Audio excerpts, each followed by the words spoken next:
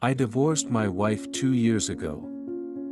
The reason was the typical, drifting apart. It's easy to say that, but now I understand that I was the one to blame. However, back then, I couldn't have imagined how rough it would be for me. Let's go back in time. I got married with my wife right after graduating from college. We met in the same club at college and we had a child a few years after our marriage. At that time, I had managed to transition from a temp worker to a full-time employee, and was struggling with unfamiliar sales job. Let's try to keep going till you'll get used to this job. My boss told me that and I accepted his words at face value, and I was fighting with my job every single day. Thinking back, sales job was completely wrong for me, who is not good at communicating with others. My sales results were not improved well despite my countless fieldwork that I was almost collapsed from the pressure from my boss and complaints from customers. On my days off, I couldn't even get out of bed, and couldn't support my wife with taking care of our baby.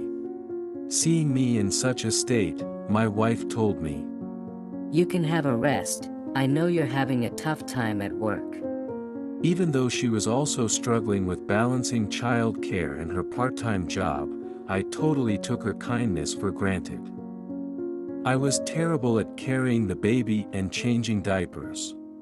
After living like this for several months, one day when I got home from work, I found my wife sitting at the table in the dark, staring at me. I asked her, "What's going on? Where is Emma?" She replied in an unusually gloomy tone, "Emma is at my mom's place, my mom's taking care of her now." I sensed that something was wrong and then I saw divorce papers on the table. I was so shocked that I felt as if my heart had been pierced. My wife said, "You know what this means?" as she began to cry. I didn't understand anything at that time. "Can you explain what's going on?" I asked her, trying to stay calm while feeling like I wanted to run away from it all. After a moment of silence, she said, "I can't stand this life anymore. I'm taking Emma and going to stay with my mom." My wife was exhausted from taking care of the child, her part-time job, and taking care of me, who was like an empty shell. She had been holding back for so long, and now she unleashed all her feelings onto me at once. I've been also working hard at my job. I lost my temper by the shock of something unexpected and the fact she gave me the divorce paper without consulting me. "Just sign this for now." My wife, as if changing over a switch, wiped her tears and handed me a pen. Her belongings were already packed beside the table. Seemed she had already made up her mind that I signed the divorce paper without thinking, carried away by the sudden impulse. Since then, I haven't heard from my wife, but she did send me an email to let me know that she and our daughter are living with her mother, who lives alone. As for me, I have been having a corrupted life, indulging myself in drinking for a while, and then decided to turn my life around and got a job at a car dealership. I'm now working in an office job, far away from the sales position that I disliked so much. It's a great company, and I'm making double the salary I used to make. About a year and a half after the divorce, my life was starting to improve and I was finally able to take some time off. Onady, when I was walking in a park, I saw a family. It made me think. I wonder how Emma is doing. I didn't hesitate to pick up my phone and send line to my ex-wife. "How's Emma doing?" I got a response right away. "She's doing great.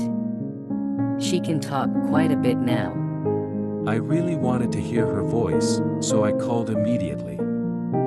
My ex-wife didn't answer right away, and just as I was about to hang up, I heard. "Hello, who is this?" I knew who it was right away.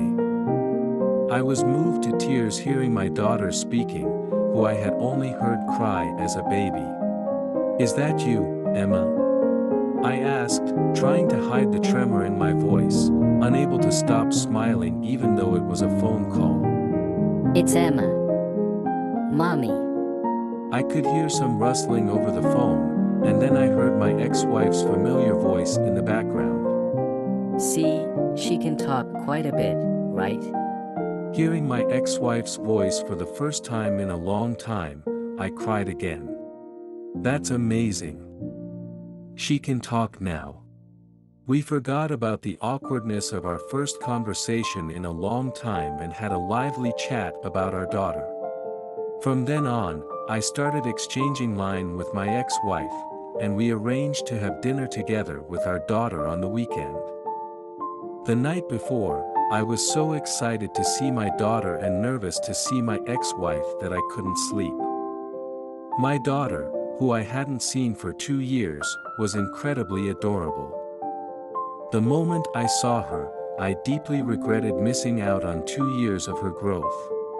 We got along very well, and Emma, with her innocent eyes, asked me, Can I sleep here tonight? "And?" Can we play tomorrow?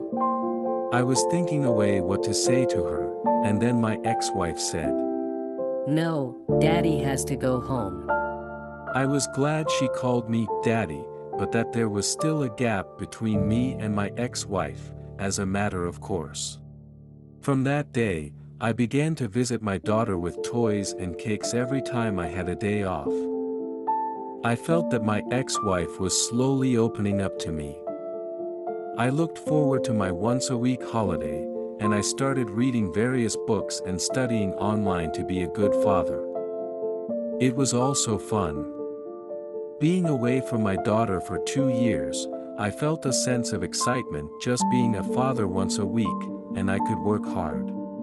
One lunch break, when I took out my mobile phone from the company locker, there were several missed calls from my ex-wife. Worried that something might have happened, I immediately called her back. Emma wanted to call you. She said she wanted to see you. I was overjoyed. I couldn't believe that the day had come when she would regard me as her father. I made up my mind at that moment. I want to live together with my family again, and I would do anything for that. I was always on time for my weekly appointments with my daughter and ex-wife, and I was studying hard to be a good father in my own clumsy way. To my delight, my daughter said, I want to live with Daddy. One day, as usual, the 3 of us went out for dinner.